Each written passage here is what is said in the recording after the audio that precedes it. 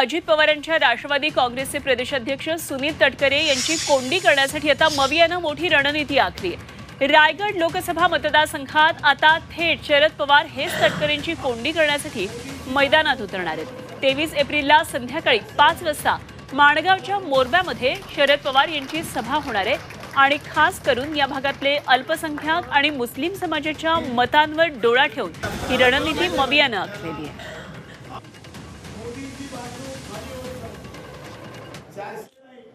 कार्यकर्त्यांना बदला घ्यायची कुणकुण आहे एकदम, आणि विशेषतः माझे जे मुस्लिम कार्यकर्ते आहेत त्यांच्या मनामध्ये मोठी चीड आहे। त्यांनी जी फसवणूक केलेली आतापर्यंत, वेळोवेळी वेगवेगळी आश्वासनं दिली आणि ती पाळली नाहीत, त्या बाबतीमध्ये मुस्लिम समाजामध्ये मोठी नापसंती आहे आणि आनंद गीते प्रचंड मताने कसे निवडून येतील याचा प्रयत्न सगळे आमचे शेकडो कार्यकर्ते आज या ठिकाणी गावोगावी जाऊन करतायत।